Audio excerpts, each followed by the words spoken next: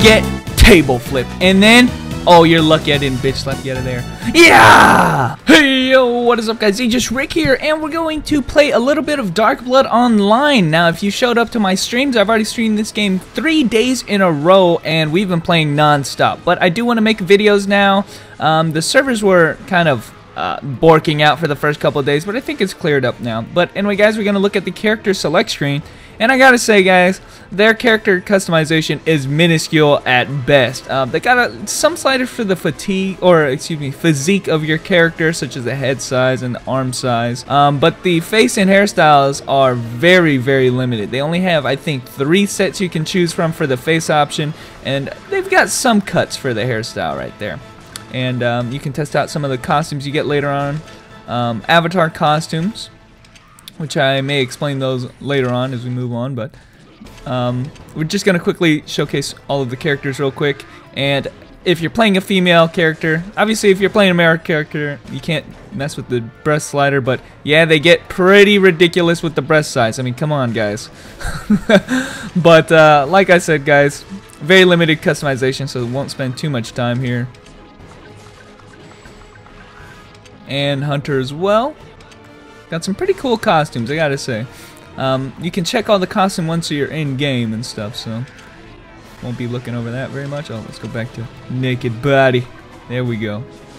And he's got all the hair color. Yeah, I wish you could even customize your hair color, but even that it's limited. So, and then the mage as well. We're not messing around with this.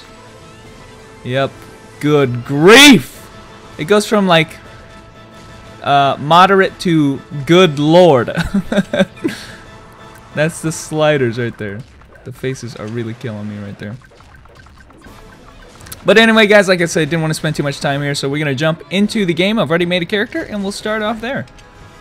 Now, as you guys can see, we can have up to 6 characters in our character select screen. I've already have 4 right now. Now, I have you know that this video may be titled First Look, but it's actually not. This is like my 6th time starting a new character. I am loving this game so far, guys. But I have you know that we are already in the town portion of the game. Every character already has a tutorial mission that you can go through, and it will teach you basically the basics of this game. And then it'll obviously teach you some other stuff once you get into the game. But we're just going to jump right into it, guys. This is the main hub world right here. You're going to be picking up all of your quests here. And they don't take very long to do, you know, just kind of go to one location and they'll already have you going into dungeon. You know, I can't believe I got so far into this video and I never mentioned what this gameplay's all about. But anyway, guys, this is actually a side-scrolling beat-em-up, much like I've mentioned Golden Axe and Streets of Rage and Final Fight, much like those kinds of games, retro type of games. And this, of course, the gimmick being that it's an MMO this time, but I've mentioned that before for another game called DFO, and we will not be making too many comparisons to the 2 games because I think both equally have their own merits to them. But that aside, guys, the main gimmick with this game is it features a much more bloody, obviously, and darker theme to it. You're going to have a lot of, obviously, gore in here. You can turn that off if that's not your preference, but aside from that, just darker themes in general. A lot of your NPC friends, if you're following the storyline like that guy right there, are gonna be dying, so I'd say don't get too attached to them because this world is really brutal. You'll notice that. And you know, things like, you know, civilians and kids getting killed and stuff like that. So much more mature and darker theme with this MMO, and quite frankly realistic. But that aside, guys, this one is, like I mentioned, a different game from DFO in that it has its own merits. So we will be mentioning those later on, but there's that boss right there. So anyway, guys, enjoy the rest of this video. Sorry I had to come back and put this in there because I can't believe I forgot to talk about that, but enjoy. So here's the dungeon select screen.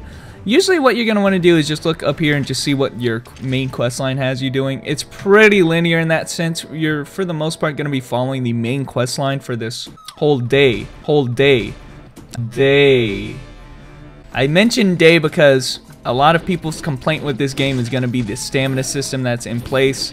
There is a stamina system in place, or what this game calls the stress system, which basically limits how much you can play. in terms of doing dungeons. But I want to mention this right off the start that yes, there is a stamina system like a lot of games that are instance based, and if you played any of them like C9, Dragonist, DFO, they have them in place. Now in this game it's actually much more apparent than the others because it actually doesn't scale really, it doesn't really take into account what difficulty the dungeon is itself. It just knows that, hey, you went into a dungeon, we're gonna take this much stamina depending on how hard what difficulty you went in, like, you know, easy, hard, you know, whatever. So in that respect, obviously the tutorial and first missions are gonna be easier to complete, and thus it's actually really easy on the very first day to use up all your stamina. So I'll just have you know that the first day of stamina's worth is gonna go by so fast that you're gonna be like, what the hell? Like, you know, it's gonna really suck. But I'll just have you know that when you get into the later content, like day 2 and day 3, if you guys have been watching the stream, they've been getting progressively longer because the difficulty has been spiking up and the dungeons are getting longer to do, and they still cost the same amount of stamina. So don't be distraught on the first day of leveling. Because you're not going to get a lot of playing time. My suggestion is maybe make a few characters. There you go. Now, I spent that whole dungeon explaining that because I know that's going to be the #1 complaint that I've seen on Steam so far is the stamina system. But like I said, multiple characters can counter that, and the fact that over time when you get to harder dungeons, it will take you a lot longer to use that stamina. So there you go. Alright guys, a couple things that I want to show off while we're in town here. If you guys check your mailbox, because of the recent you know, shutting down with the servers and the maintenance that I mentioned earlier in the video, they've been sending people some EXP scrolls as well as some stamina pots. So if you guys check your mailbox, you should be able to receive all of those things. And one thing that I suggest doing right off the bat, I know this is a brand new town, but I suggest talking to this person Mocha right here and, oops, talking to her, and going to the shop and then going to buy these course bags that are located in the other tab. And the course bags, the inventory system works like a bag system. You just equip the bag and you get extra inventory slots like that. Now later on, especially in quests, you'll get bags that have more capacity in them and you can just replace them later on. But this is just a really good idea to do if you don't want to get your inventory full all the time. And those things only cost 50 AR, which is the currency in this game, which is minuscule. But yeah, just do those things, guys. You get free stuff, and if you guys want to play more, here's a fatigue. It just takes away some of the stress when you get to the maximum stress. So this just lets you play the game for longer, and obviously the EXP scroll gets you a lot more EXP in your dungeons. I really love the fact that the questing system in this game is a little bit, they don't waste a lot of your time. If you want to skip through a lot of the content, like I usually do, if you guys see my gameplay, I seriously just space, escape all the time. They don't waste a lot of time with the dialogue, but there is a lot to be had. So if you guys want to see it, you know, and you don't want to skip over it, they have cutscenes like this that explain a lot of the story. I often skip them, and you know, they don't waste your time. If you want to get into the gameplay, that's what this is all about. So you can miss a lot if you just skip over it, but again, if you just want to play the game, you can jump right into it. Right here, doing some combos, man.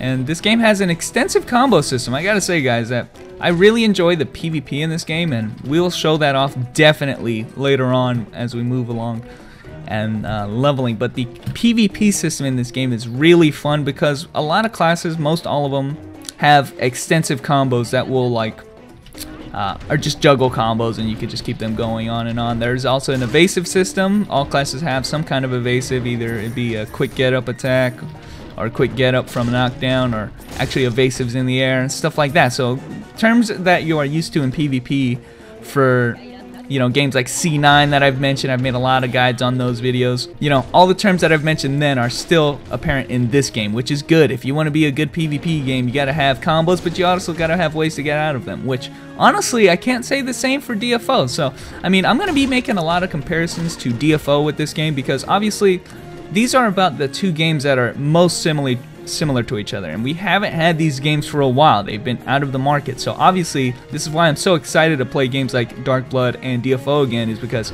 there really hasn't been anything like it. There has been no other beat 'em ups out there. I mean, you couldn't even list me one. There has been stuff like L-Sword, but again, they're not really like this game. They're kind of 2D, entirely 2D, where this one has the Z-axis, I guess you could say. So there's a cave up here, and this is actually the end of the quest, believe it or not. Now, if you can get my suggestions on whether you should open these chests or not, oftentimes you don't get very much in them, but you can sometimes get avatar items out of these chests, and I suggest opening them every time. They're not too much to open, just, you know, a small percentage of whatever you got in dungeon, and I'd say they're definitely worth opening because of the fact that you can get avatars for your characters. Actually, you know what? Why don't I spend a little bit of time looking at said avatars? If you press the B button, you can preview every avatar in the game, such as the Vagabond set and the Glory set. Yeah, no, you can get these pieces of these, at least some of the sets, such as this one. I think is the one that's dropping the most often in these early dungeons. So if you want this costume, buy those damn chests.